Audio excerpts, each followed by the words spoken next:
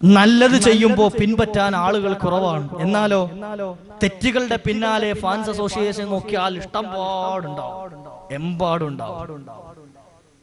ഏതെങ്കിലും പ്രത്യേക കളിക്കാരെ നോക്കിയാൽ, സിനിമാ താരങ്ങളെ നോക്കിയാൽ, സീരിയൽ താരങ്ങളെ നോക്കിയാൽ, ഇപ്പൊ അതൊന്നും അല്ല ട്രെൻഡ്, ഇപ്പൊ വേറെ പലതുമാണ് ട്രെൻഡ്. റീൽസ് ചെയ്യുന്ന താരങ്ങളുടെ പിന്നാലെയാണ് ഇപ്പൊ ആളുകൾ. കടകൾ ഉദ്ഘാടനം ചെയ്യാൻ മുമ്പൊക്കെ തങ്ങന്മാരാണെങ്കിൽ ഇപ്പൊ അവരുടെ കാലം കഴിഞ്ഞു. ഇപ്പൊ ഔട്ട് ഓഫ് ഫാഷനാ തങ്ങന്മാരൊക്കെ. ഇപ്പൊ റീൽസ് ചെയ്യുന്ന കുഞ്ഞാപ്പുമാരാണെന്ത് മുൻപന്തിയിൽ നിൽക്കുന്നത്. കുറ്റം പറയുകയല്ല, ഇവരെ പൊക്കി നടക്കുന്ന ആളുകൾ ചിന്തിക്കേണ്ടത് നബി സല്ലല്ലാഹു അലൈഹി വസല്ലമ തങ്ങളുടെ ഗൗരവമുള്ളൊരു വാക്കുണ്ട്. നാളെ മഹ്ശറിൽ ചില ആളുകളെ കൊണ്ടുവരപ്പെടും. അവരാരെയാണോ കൂട്ടുകാരാക്കിയത്, അവരാരെയാണോ പിൻപറ്റിയത്, അവരാരെയാണോ സ്നേഹിച്ചത്, അവരോടൊപ്പം ആയിരിക്കും നാളെ മഹ്ശറിൽ നിൽക്കുക എന്നുള്ളത്. ആളുകളെ ചിരിപ്പിക്കുകയും ആളുകളെ ചിരിപ്പിച്ച് വഞ്ചിപ്പിക്കുന്ന ആളുകളുടെ പിന്നാലെ അണിചേർന്നവർ നാളെ മഹ്ശറിൽ വന്ന് നിൽക്കുന്നത് ഏത് സൈഡിലായിരിക്കുമെന്നൊന്ന് ചിന്തിച്ചു നോക്കണം. യജമാനനായ അല്ലാഹു കാത്തുരക്ഷിക്കുമാറാകട്ടെ. അൽ മർഉ മഅ മൻ അഹബ്ബ, ആരാരെയാണോ ഇഷ്ടപ്പെടുന്നത് അവരോടൊപ്പമായിരിക്കും നാളെ മഹ്ശറിൽ ഒരുമിച്ച് കൂടപ്പെടുന്നത് എന്ന് മുത്തുനബി തങ്ങൾ പറയുമ്പോൾ ഇവിടെയാണ് ചിന്തിക്കേണ്ടത്. ദുനിയാവിന്റെ ആളുകളുടെ ഈ പളവളപ്പുകൾക്ക് പിന്നിൽ നമ്മൾ മതിമറക്കുകയും അവരുടെ പിന്നാലെ ഒരുമിച്ച് കൂടാൻ വെമ്പൽ കൊള്ളുകയും ചെയ്യുമ്പോൾ നന്മയുടെ ഭാഗത്ത് ആളുകൾ ഉണ്ടാകൂല എന്നത് എത്ര യാഥാർത്ഥ്യമാണെന്ന് നമ്മൾ ചിന്തിക്കേണ്ടത്. നന്മകൾ ചെയ്യുന്നവർക്ക് ഫോളോവേഴ്സ് കുറവാണ്. എന്തേ കാരണം? അവിടെ വലിയ മധുരം ഉണ്ടാവുകയില്ല, അവിടെ വലിയ വിനോദങ്ങൾ ഉണ്ടാകൂല, അവിടെ ചിരിക്കാനുള്ള വകയൊന്നും ഉണ്ടാകൂല, അവിടെ ആസ്വദിക്കാനുള്ള വകയൊന്നും ഉണ്ടാകൂല. ഇവിടെ ഞാൻ നിൽക്കുന്ന സ്ഥലത്ത് ഏതെങ്കിലും ഒരു ഗായികയോ ഗായകനോ വന്നൊരു ഗാനമേള നടത്തുകയായിരുന്നെങ്കിൽ ചിലപ്പോൾ ഇരിക്കാൻ ഈ കസേരകളൊന്നും മതിയെന്ന് വരൂല. എന്തേ കാരണം? അത്തരത്തിലുള്ള ആളുകളെയാണ്, അത്തരത്തിലുള്ള സദസ്സുകളോടാണ് ആളുകൾക്ക് ഭ്രമമുള്ളത്. ഇന്നത്തെ യുവതലമുറയ്ക്ക് ഭ്രമമുള്ളത്. ഇത് സാക്ഷാൽ ഇബ്ലീസ് മനുഷ്യന് ചെയ്യുന്ന ഏറ്റവും വലിയ മധുരമൂട്ടലാണ് എന്ന് ഹബീബായ റസൂലുള്ളാഹി സ്വല്ലല്ലാഹു അലൈഹി വസല്ലം.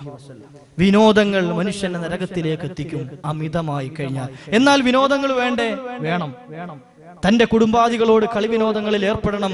അതിന് ഏറ്റവും ഉദാത്തമായ മാതൃക ശഫീഉനാ റസൂലുള്ളാഹി സ്വല്ലല്ലാഹു അലൈഹി വസല്ലം ബീവി ആയിഷത്തു സിദ്ദീഖ റളിയല്ലാഹു അൻഹയുമായി ഓട്ട മത്സരം നടത്തിയിട്ടുണ്ട് എന്ന് ഹദീസുകളിൽ കാണാം. ഒളിമ്പിക്സിൽ പങ്കെടുക്കാനല്ല, മറിച്ച് എന്ത് ചെയ്യാ, തന്റെ ഭാര്യയെ സന്തോഷിപ്പിക്കാൻ, കുടുംബത്തെ സന്തോഷിപ്പിക്കാൻ. മഹാനായ ഹസൻ ഹുസൈൻ റളിയല്ലാഹു അൻഹുമയാകുന്ന പേരക്കുട്ടികളെ മുതുകിലേറ്റിയിട്ട് ആന കളിച്ചിട്ടുണ്ട് എന്ന് പരിശുദ്ധ ഹദീസുകളിൽ കാണാൻ കഴിയും. എന്തിനു വേണ്ടിയിട്ടാണ്? തന്റെ കുടുംബാദികൾക്ക്, തന്റെ പേരക്കുട്ടികൾക്ക് സന്തോഷമുണ്ടാകാൻ. മക്കളെയും അതുപോലെ ഭാര്യമാരെയും ഭർത്താക്കന്മാരെയും ഒന്ന് അതിരുവിട്ട് സ്നേഹിക്കാൻ പാടില്ല. അതിന് പരിധി, പരിശുദ്ധ ശരീഅത്തിന്റെ പരിധികൾ നിശ്ചയിക്കണം എന്ന് പറയുമ്പോൾ വീട്ടിലെ മിനിക്കരടിയായി കയറി ചെല്ലണമെന്നല്ല പറഞ്ഞതിന്റെ അർത്ഥം. ചില കാക്കമാര് പറയാറുണ്ട്, ഞാൻ വീട്ടിലേക്ക് അങ്ങോട്ട് കയറി ചെന്ന പിന്നെ ആരൊരക്ഷരം മിണ്ടൂല എന്ന്. അവനെ പോലെ ഗതികെട്ടൊരു ഭർത്താവ്, അവനെ പോലെ ഗതികെട്ടൊരു വാപ്പ ലോകത്ത് വേറെ ഉണ്ടാവൂല. വീട്ടിലേക്ക് നമ്മൾ കടന്നു ചെല്ലുമ്പോൾ നമ്മുടെ ഭാര്യമാർക്ക് സന്തോഷം ഉണ്ടാകണം. ഇതാ നമുക്ക് വരുന്നുണ്ട് എന്ന് ദൂരത്ത് നിന്ന് നോക്കിയിട്ട് പറയുന്ന അവസ്ഥ ഉണ്ടാകാൻ പാടില്ല. വീട്ടിലേക്ക് നമ്മൾ കയറി ചെല്ലുമ്പോൾ നമ്മുടെ മക്കൾക്ക് സന്തോഷം ഉണ്ടാകണം. ഇത് വാപ്പ് വരുന്നുണ്ട് എന്ന് കേട്ടാൽ പുതപ്പിനടിയിലേക്ക് മക്കൾ പായുന്നുണ്ട് എങ്കിൽ നമ്മൾ മനസ്സിലാക്കണം, നമ്മളെക്കാൾ ഗതികെട്ടൊരു വാപ്പ ലോകത്ത് ജീവിച്ചിരിപ്പില്ല എന്ന്. അങ്ങനെ ഉണ്ടായിരുന്നതിൽ മുത്തുനബി സല്ലല്ലാഹു അലൈഹി വസല്ലമ തങ്ങളെ ഏറ്റവും വലിയ അക്രമായ, ഏറ്റവും വലിയ അഫ്ളലായ, ലോകത്തെ ഇതുപോലെ മാതൃക കാണിച്ചെന്ന് വേറൊരു വാപ്പാനെ കാണാൻ കഴിയുമോ? ഇതുപോലൊരു വല്യപ്പാനെ കാണാൻ കഴിയുമോ? ആ വല്യപ്പ വീട്ടിലേക്ക് കയറി ചെല്ലുമ്പോൾ തോളി കയറാൻ ഹസൻ ഹുസൈൻ റളിയല്ലാഹു അൻഹുമ അടക്കമുള്ള പേരക്കുട്ടികൾ മുൻപന്തിയിലുണ്ട്. നബിതങ്ങളുടെ സദസ്സിലേക്ക് ഫാത്തിമ ബീവി ഓടി ഓടി വരുമായിരുന്നു. നബിതങ്ങൾ മടിയിലിരുത്തി കൊഞ്ചിക്കുന്നത് സ്വഹാബത്ത് പറയുകയാണ്. എന്തേ കാരണം? വാപ്പയാകുമ്പോ, വല്യുപ്പയാകുമ്പോ, ഉമ്മയാകുമ്പോ മക്കളോട് ലാളന വേണം, സ്നേഹം വേണം. പക്ഷേ ആ സ്നേഹത്തിലെല്ലാം പരിശുദ്ധ ശരീഅത്തിനെ കടത്തിക്കൊണ്ടുവരണം. അവിടെയാണ് മക്കളും മാതാപിതാക്കളും തമ്മിലുള്ള ബന്ധം ഊട്ടിയുറപ്പിക്കാൻ കഴിയുന്നത്. അല്ലാതെ കേവലം വടിയെടുത്ത് അവരെ വഴക്ക് പറഞ്ഞിട്ട് എന്തെങ്കിലുമൊക്കെ കാട്ടിക്കൂട്ടിയിട്ട് പേടിയുണ്ടാക്കുക, ഭയഭക്തി ഉണ്ടാക്കുക, അതുകൊണ്ട് ആ മക്കൾ നന്നാകൂല. തല്ലി നന്നാക്കുക എന്നുള്ള പരിപാടിയൊന്നും നടക്കൂല. മക്കളെ തല്ലിയാലേ നന്നാകൂ എന്നുള്ള ആ നിലപാട് ഒരിക്കലും ശരിയല്ല. തല്ലുകൊണ്ടവരെല്ലാം നന്നായി എന്ന് പറയാൻ പറ്റുമോ? ഇല്ല. മറിച്ചോ മക്കളെ അമിതമായി ശാസിക്കുകയും വളരെ പീഡനം നടത്തുകയും ചെയ്യും, അവരെ പീഡിപ്പിക്കുക വീട്ടിലിട്ട്. അങ്ങനത്തെ മാതാപിതാക്കളെ സംബന്ധിച്ചിടത്തോളം അവരോട് മക്കൾക്ക് സ്നേഹമല്ല ഉണ്ടാകുക, മറിച്ച് ഒരുതരം വെറുപ്പാണ് ഉണ്ടാകുക. എങ്ങനെങ്കിലും ഈ വാപ്പാന്റെ ഉമ്മാന്റെ പിടിയിൽ നിന്ന് രക്ഷപ്പെടണം എന്ന് കരുതുന്ന മക്കളുണ്ട് വീട്ടിൽ. എന്തേ കാരണം? വാപ്പാന്റെ അടുത്തുനിന്നും ഉമ്മാന്റെ അടുത്തുനിന്നും കിട്ടേണ്ട സ്നേഹം കൃത്യമായി കിട്ടാത്തത് കൊണ്ടാണ്. ജയിലിൽ അടയ്ക്കുന്നത് പോലെ മക്കളാ. അങ്ങനെ വളർത്താൻ പാടില്ല. മറിച്ചോ സ്നേഹത്തോടുകൂടി ശരീഅത്ത് പഠിപ്പിച്ചു കൊടുക്കണം. അത്തരത്തിലുള്ള മക്കളെ ഗുണം ചെയ്യുകയുള്ളൂ. നബി തങ്ങളുടെ ഹദീസല്ലേ, നാളെ ഖബറിലേക്ക് നമ്മെ കൊണ്ടുവെക്കുന്ന സമയത്ത് മുൻകർ നക്കീർ അലൈഹിമുസ്സലാത്തു വസ്സലാം കഠിനമായ ചോദ്യം ചോദിക്കുന്ന സമയം നമുക്ക് രക്ഷ കിട്ടാനുള്ള ചില മാർഗങ്ങൾ മുത്തുനബി തങ്ങൾ എണ്ണി പറഞ്ഞതിൽ അവസാനം പറഞ്ഞെന്താ? വലദുൻ സ്വാലിഹുൻ യദ്ഉ ലഹു. നിന്റെ ഖബറിന്റെ അരികിൽ വന്നിരുന്നു കൊണ്ട് അല്ലാഹുവേ എന്റെ ഉമ്മാക്ക് പുറത്തു കൊടുക്കണേ, എന്റെ വാപ്പാക്ക് പുറത്തു കൊടുക്കണേ എന്ന് പറയുന്ന മക്കൾ നിനക്കുണ്ടെങ്കിൽ രക്ഷപ്പെടാൻ പറ്റുമെന്നാ. ഇത് ബാപ്പ മരിച്ചു കഴിഞ്ഞാൽ ചില മക്കൾക്ക് ആശ്വാസമാണ്, ഹാവൂ കഴിഞ്ഞു രക്ഷപ്പെട്ടു എന്ന്. അങ്ങനെ ആകാൻ പാടില്ല. അതുകൊണ്ട് തന്നെ ഇതിനൊക്കെ പരിധി നിശ്ചയിക്കണം എന്ന് പറഞ്ഞത് വീട്ടിലേക്ക് കടന്നു വരുമ്പോ സിംഹത്തെ പോലെ കടന്നു വരണം, കരടിയെ പോലെ കടന്നു വരണം എന്നല്ല. മറിച്ച് എന്ത് ചെയ്യണം? എന്റെ വാപ്പാക്ക് ഇത് ഇഷ്ടമല്ല, അതുകൊണ്ട് ഞാനിത് ചെയ്യൂല എന്നൊരു മകൻ തീരുമാനിക്കുന്ന അവസ്ഥയിലേക്ക് അവരെ മഹബത്തുണ്ടാകണം. അവർക്ക് നിങ്ങൾ ദീൻ കൊടുക്കണം എന്നാ പറഞ്ഞതിനർത്ഥം. എന്റെ ഭർത്താവിന് ഇത് ഇഷ്ടമല്ല, അതുകൊണ്ട് ഞാൻ ചെയ്യൂല എന്ന് പറയുന്ന രൂപത്തിലേക്ക് തന്റെ ഭാര്യയോട് മഹബത്തും സ്നേഹവും അദബും ദീനും പഠിപ്പിച്ചു കൊടുക്കണം. എന്റെ ഭാര്യയ്ക്ക് ഇത് ഇഷ്ടമില്ലാത്തത് കൊണ്ട് അവളെ വെറുപ്പിക്കുന്ന രൂപത്തിൽ ഞാൻ ഈ പ്രവൃത്തി ഇനി ചെയ്യൂല എന്ന് ഒരു പുരുഷന് ഭർത്താവിന് തോന്നുന്ന രൂപത്തിലേക്ക് അയാളും ദീനുള്ളവനായി മാറണം. അതാ പറഞ്ഞതിന്റെ അർത്ഥം പരിശുദ്ധ ഖുർആൻ പറയുന്നത്. കളി വിനോദങ്ങളിൽ ഏർപ്പെടുന്ന സമയത്ത് അതിനും പരിധി നിശ്ചയിച്ചിട്ടുണ്ട്. ആ പരിധി വിട്ട് അതിര് കടക്കുമ്പോ അത് നാളെ നരകത്തിലേക്കുള്ള മാർഗമായി തീരും. നാലാമത്തെ ഒരു വിയും കൂടെ പറഞ്ഞു ഞാൻ നിർത്തും ഇൻഷാ അല്ലാഹ്. എന്താ നാലാമത്തെ വി? അത് വിവേകമാണ്. അതെമ്പാടും മനുഷ്യന് വേണം. വിവേകത്തിന് പരിധിയൊന്നുമില്ല. വിവേകം കൂടിപ്പോയി എന്ന് ആരും പറയൂലല്ലോ. ഏത് പ്രവർത്തനങ്ങൾ ചെയ്യുമ്പോഴും വിവേകമുള്ളവരായി ചെയ്യാൻ ശ്രമിക്കണം. നാം ഒരു വാക്ക് പറയുമ്പോ, ഒരു പ്രവൃത്തി ഉണ്ടാകുമ്പോ, ഒരു ചിന്ത നമ്മൾ ചിന്തിക്കുന്ന സമയത്താണെങ്കിൽ ശരിയും കൃത്യമായ നല്ല രൂപത്തിലുള്ള ചിന്തയാകണം വരേണ്ടത്. ചിന്ത പല കോലത്തിലും വരാലോ. മനുഷ്യനെ നിയന്ത്രിക്കാൻ പറ്റാത്തൊരു സംഗതിയാണ് ചിന്ത എന്നുള്ളത്. പക്ഷേ നല്ലത് ചിന്തിക്കാനുള്ള ത്രാണി ഉണ്ടാക്കിയെടുക്കണം.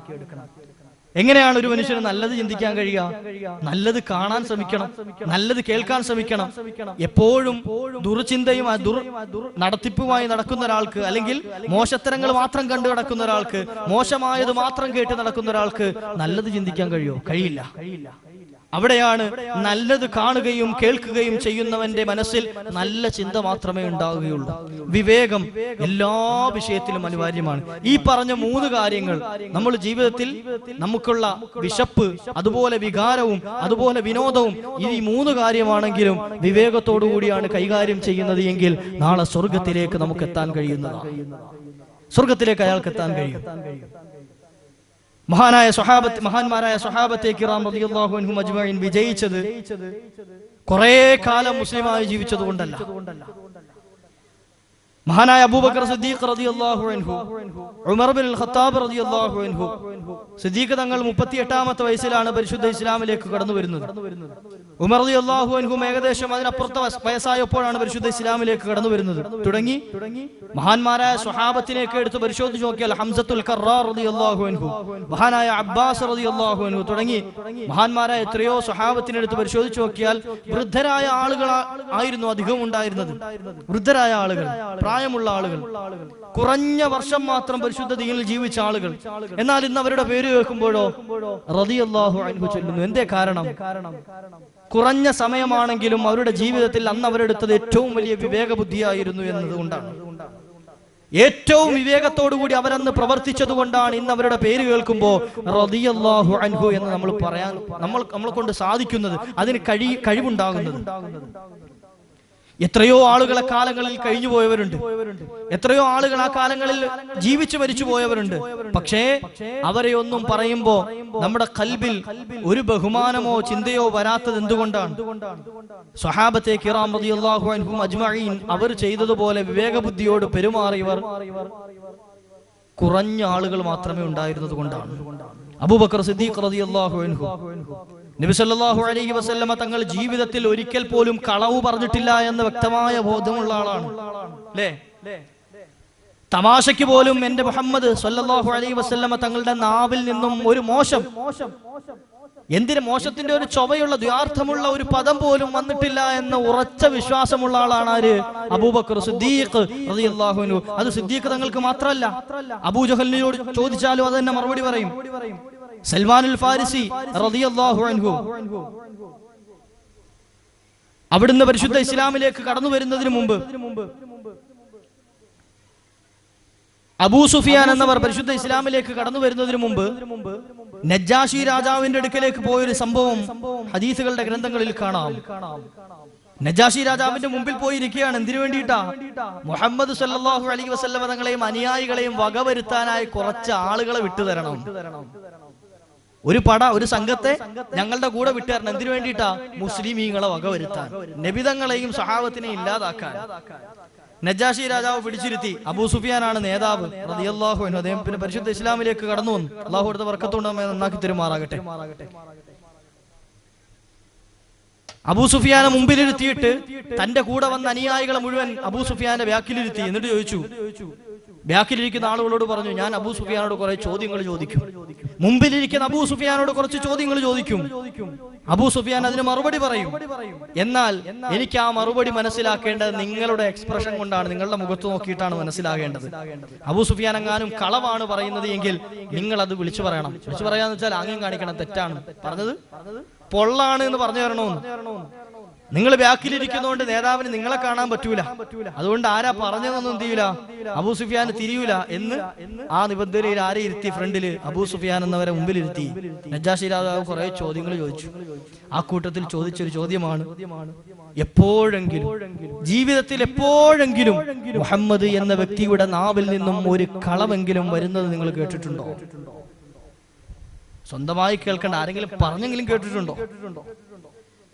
ഇല്ല എന്നായിരുന്നു മറുപടി. ഇല്ല, ഒരിക്കൽ പോലും കളവ് പറഞ്ഞിട്ട്. അന്ന് ശത്രുപക്ഷത്താണ് അബൂ സുഫിയാൻ ഉള്ളത്. അവരോട് ചോദിച്ചപ്പോഴും പറഞ്ഞെന്താ?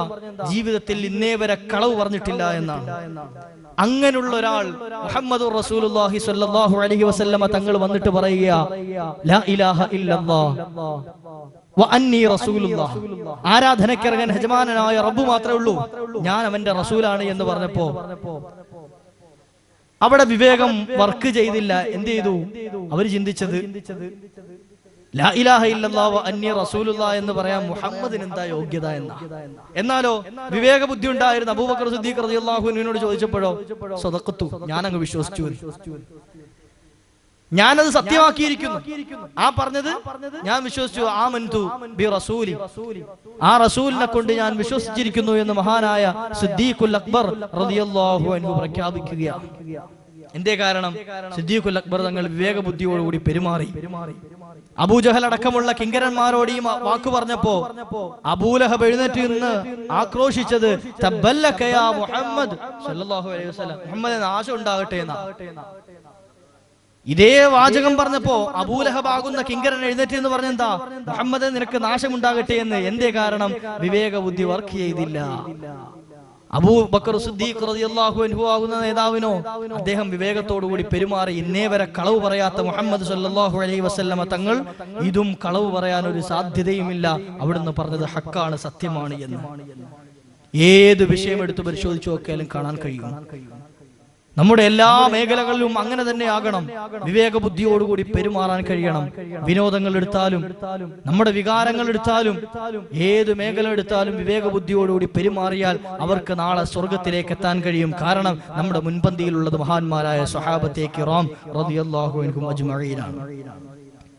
എന്നാലോ നശ്വരമായി ദുനിയാവിന്റെ പിന്നാലെ പാഞ്ഞു വിവേക ബുദ്ധിയില്ലാത്തവരായി തോന്നിയതുപോലെ താൻ തോന്നികളായി നടന്നാൽ ആദ് സമുദായത്തെയും അതുപോലെ സമൂദ് ഗോത്രത്തെയും ലൂത്ത് നബിയുടെ സമുദായത്തെയും അങ്ങനെ തുടങ്ങി എത്രയോ മുൻകാല പ്രവാചകന്മാരുടെ ചരിത്രങ്ങൾ ഈ ദുനിയാവിൽ വീണ്ടും ആവർത്തിക്കപ്പെടുമെന്ന് നമ്മൾ മനസ്സിലാക്കണം.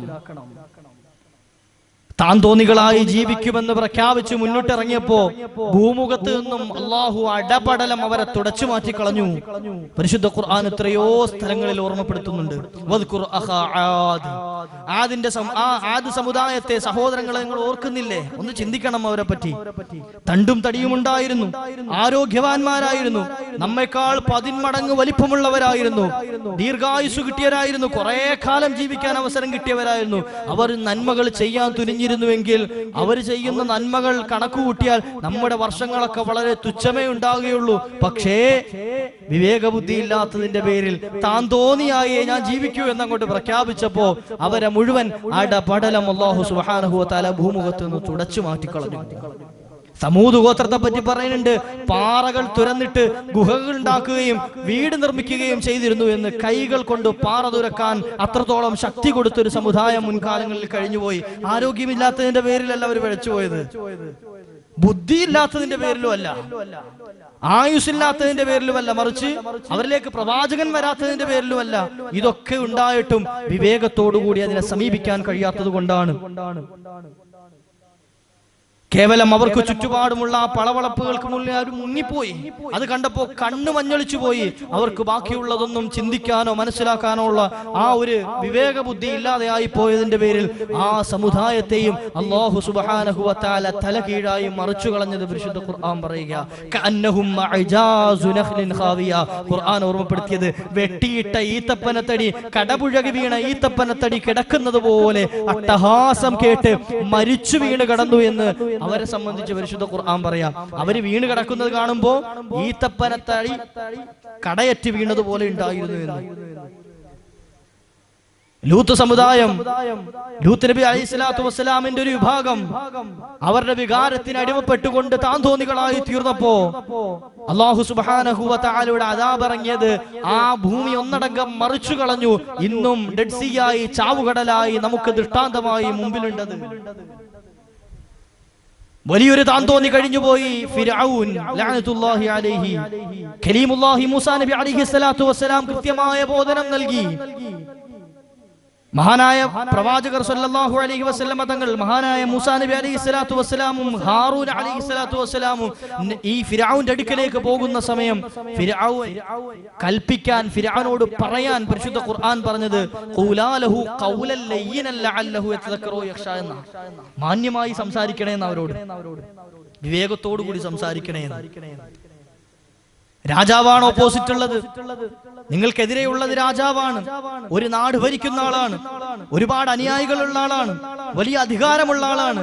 അതുകൊണ്ട് തന്നെ സംസാരിക്കുമ്പോ കൃത്യമായി വിവേകബുദ്ധിയോടുകൂടി സംസാരിക്കണം, എടുത്തു ചാടാൻ പാടില്ല. ഖൗലൻ ലയ്യിനൻ ലഅല്ലഹു, നല്ല മധുരമുള്ള വാക്കുകൾ പറയണം. എന്നാലോ ഇതൊക്കെ ചെയ്തിട്ടും അന റബ്ബുകുമുൽ അഅല, ഞാനാടോ ഏറ്റവും വലിയ റബ്ബ് എന്ന് വാദിച്ചവനാണ് ആര്? ഫിർഔൻ ലഅനത്തുല്ലാഹി അലൈഹി. എന്തേ കാരണം? വിവേകബുദ്ധി വർക്ക് ചെയ്തില്ല. മഹാനായ ഖലീലുല്ലാഹി ഇബ്രാഹിം നബി അലൈഹിസ്സലാത്തു വസ്സലാം കൃത്യമായ ബോധനം നടത്തി നമ്രൂദ് എന്ന കാട്ടാളന്റെ മുമ്പിൽ.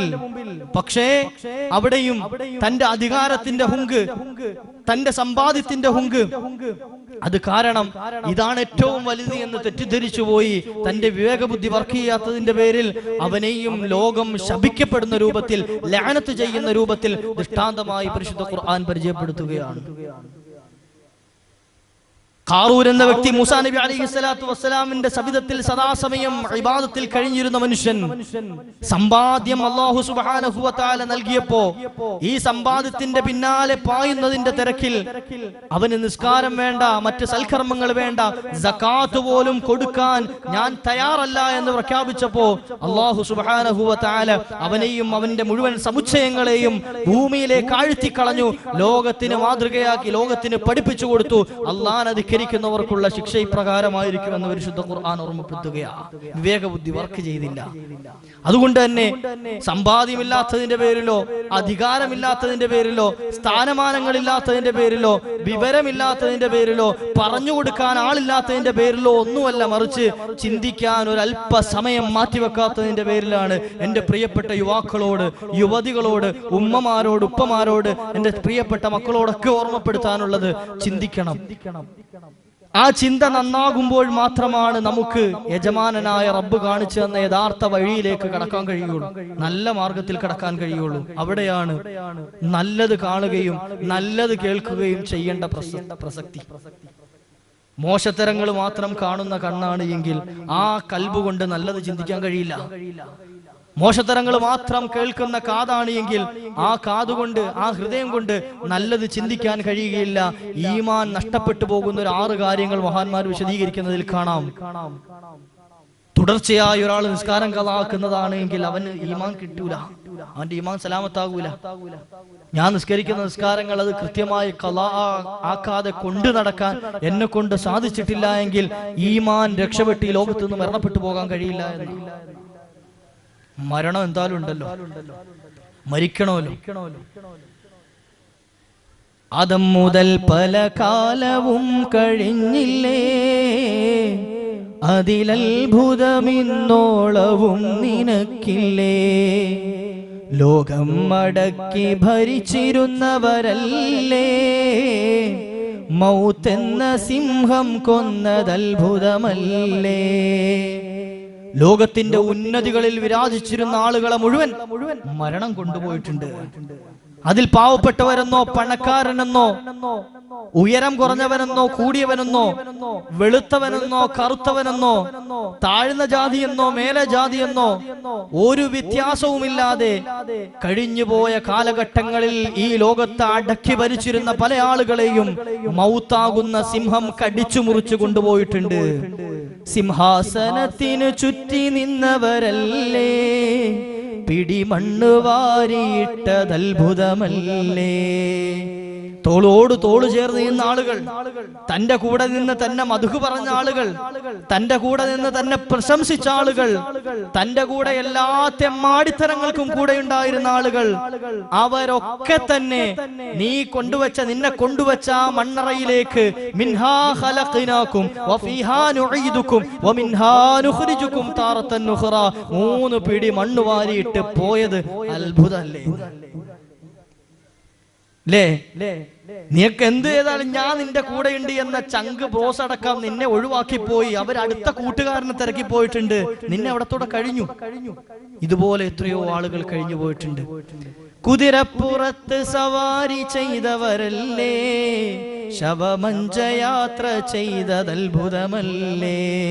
മോടി പിടിപ്പിച്ച വാഹനങ്ങളിൽ യാത്ര ചെയ്തവരാണെങ്കിലും അവസാന യാത്ര 6 കാലുള്ള കട്ടിലിൽ മലർന്നു കിടന്നു പോകേണ്ടി വന്നില്ലേ.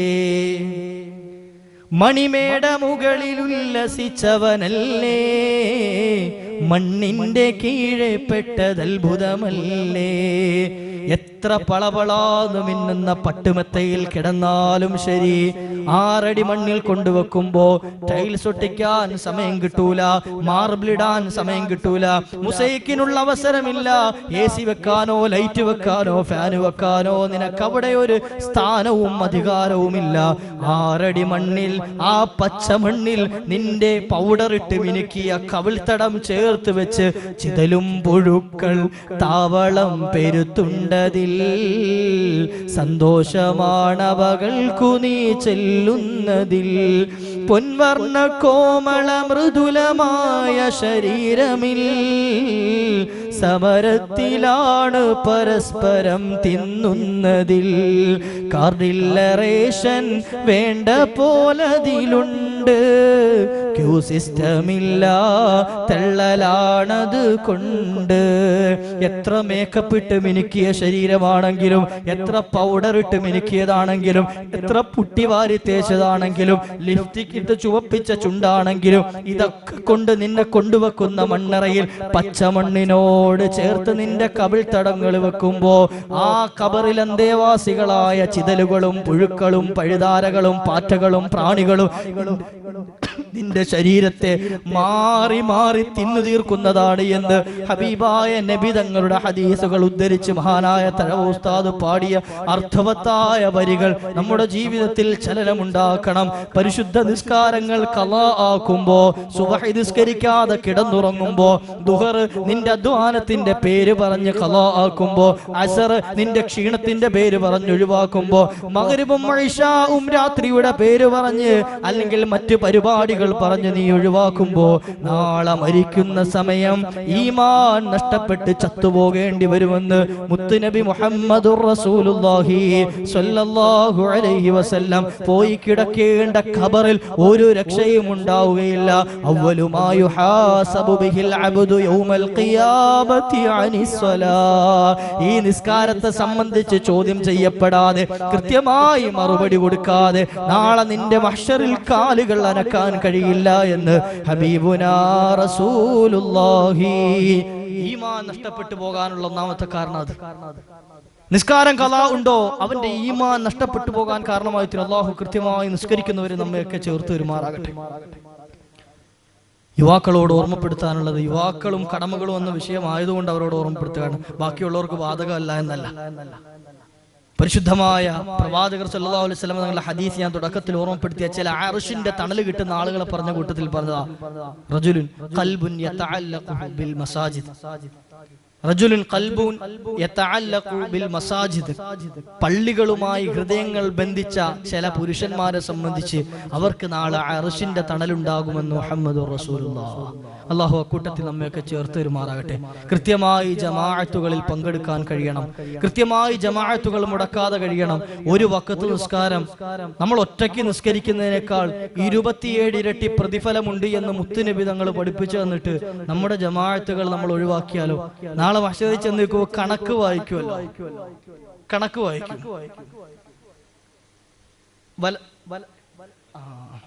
അങ്ങോട്ടുണ്ടോ? പെണ്ണുങ്ങൾക്കുണ്ടോ?